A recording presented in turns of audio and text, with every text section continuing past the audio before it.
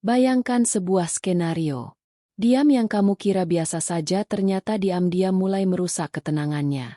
Kamu sudah berhenti menghubungi, berhenti mengejar, dan sekarang kamu mulai bertanya-tanya, apakah strategi ini benar-benar bekerja, atau jangan-jangan dia justru semakin bahagia tanpa dirimu? Keresahan ini sangat wajar. Banyak pria terjebak dalam kebingungan yang sama. Diam yang ia jalani terasa begitu berat. Tetapi tanda-tanda dari wanita yang ia tinggalkan terlihat begitu samar. Apakah diam ini sedang menguatkan posisimu? Atau justru membunuh peluangmu secara perlahan? Di balik keheningan, psikologi manusia bekerja dengan cara yang halus namun luar biasa kuat. No contact bukan hanya tentang tidak mengirim pesan. Ini adalah ujian mental, baik bagi dirimu maupun bagi dirinya. Pertanyaannya bukan lagi apakah dia merindukanmu, tetapi bagaimana sinyal rindu itu mulai muncul tanpa ia sadari. Dalam video ini, kita akan mengupas 7 sinyal halus yang sering luput dari perhatian, namun justru menjadi bukti paling nyata bahwa no contact-mu mulai mengguncang psikologinya. Setiap sinyal ini ibarat celah kecil di balik topengnya, memberimu kesempatan untuk membaca apa yang benar-benar terjadi di dalam hatinya. Pastikan kamu menonton video ini sampai habis, tekan tombol subscribe, dan aktifkan lonceng notifikasi. Karena satu saja sinyal yang kamu lewatkan bisa membuatmu gagal memahami momen emas ketika no contact benar-benar bekerja. Sinyal pertama, pola kebiasaan harian mulai berubah. Jika kamu perhatikan dengan saksama, seringkali tanda paling halus justru tersembunyi di dalam rutinitasnya sehari-hari. Mungkin dulu dia selalu aktif di pagi hari, bangun lebih awal, berolahraga, atau konsisten menjalani hobi yang menjadi bagian dari identitasnya. Namun perlahan, ritme itu mulai goyah. Tidurnya menjadi lebih panjang, bangun lebih siang. Kegiatan yang dulu ia jalani dengan semangat kini terasa ditinggalkan. Bahkan hal-hal kecil yang biasanya membuatnya bahagia, mendengarkan musik, membaca, atau sekadar berkumpul dengan teman, mulai kehilangan rasanya. Psikologi perilaku menjelaskan bahwa rutinitas adalah cerminan dari kestabilan emosi. Ketika batin seseorang terguncang, rutinitasnya akan ikut terganggu, sama seperti jam dinding yang mulai melambat detiknya saat mesinnya tidak lagi seimbang. Dalam kasusnya, otaknya sedang beradaptasi dengan kehilangan stimulus yang dulu kamu berikan, sapaan, perhatian, atau sekadar kehadiranmu yang begitu konsisten. Di momen seperti ini, bisikan dalam pikirannya mulai muncul. Pola hidupnya yang goyah bukan sekadar kebetulan, melainkan sinyal halus bahwa ada bagian dari dirinya yang mulai kehilangan keseimbangan. Stokisme pernah mengingatkan, bukan dunia luar yang mengusik jiwa, melainkan reaksi jiwa pada kehilangan. Dan kehilanganmu, tanpa ia sadari, kini mulai menorehkan jejak dalam kesehariannya. Diamu sedang bekerja, bukan dengan suara keras, tapi lewat retakan kecil yang mengubah kesehariannya dari dalam. Sinyal kedua, ia menjadi lebih sensitif terhadap pemicu kecil. Ada kalanya justru hal-hal kecil yang menjadi pemicu paling kuat, bukan sesuatu yang besar, melainkan hal sederhana yang menyalahkan kembali memori tentangmu. Bayangkan ia sedang naik kendaraan, lalu tanpa sengaja mendengar lagu yang dulu pernah kalian dengarkan berdua. Nada itu seketika membuka pintu kenangan. Atau saat ia mencium aroma parfum yang dulu sering kamu pakai, tiba-tiba pikirannya berlari ke momen ketika kamu ada di sampingnya. Bahkan sesederhana melewati tempat yang pernah menjadi titik pertemuan kalian, kafe kecil, halte bus, atau taman di sore hari. Dari luar, hal ini tampak biasa saja. Namun neuroscience menjelaskan, ketika otak terpicu oleh memori emosional, amigdala, pusat emosi di otak, menjadi jauh lebih aktif. Itulah mengapa rasa rindu bisa tiba-tiba menyeruak tanpa bisa dikendalikan. Sama seperti bara kecil yang tersulut angin dan bisa menyala menjadi api.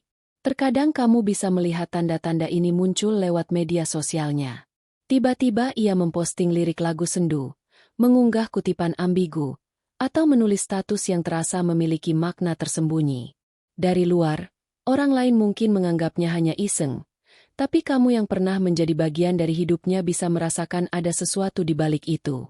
Semakin ia terpicu oleh hal-hal kecil, semakin jelas bahwa no contact yang kamu jalani mulai mengguncang batinnya. Stokisme memberi kita kacamata jernih bahwa manusia sering diperbudak oleh hal-hal di luar kendalinya.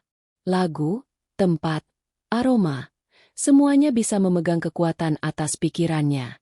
Dan jika ia kini terikat oleh memori tentangmu, itu artinya ada sinyal halus namun nyata bahwa strategi diam ini mulai berhasil. Sinyal ketiga, perubahan nada dalam interaksi sosial. Kadang, tanda bahwa no contouch-mu mulai bekerja justru tidak datang langsung dari dirinya, melainkan dari cara dia berbicara tentangmu di hadapan orang lain.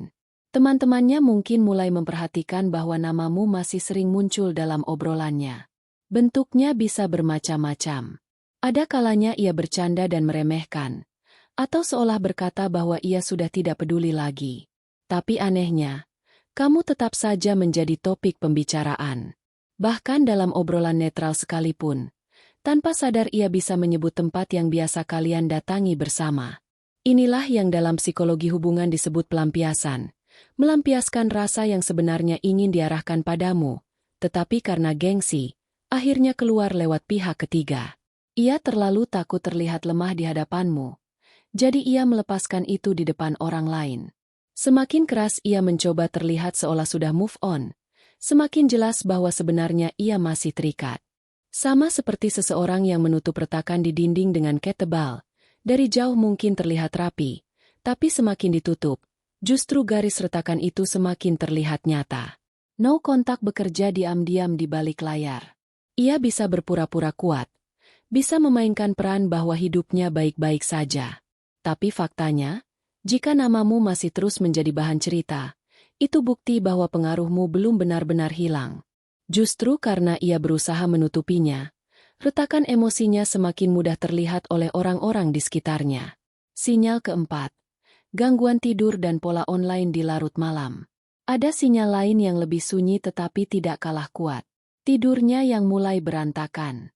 Kamu melihat unggahan cerita di jam-jam pagi, notifikasi bahwa ia masih online larut malam, atau aktivitas media sosial di saat orang lain sudah lama terlelap. Itu bukanlah kebetulan. Dalam neuroscience, ini berkaitan dengan naiknya hormon kortisol, hormon stres yang menekan kualitas tidur. Pikiran yang resah membuat tubuh sulit beristirahat.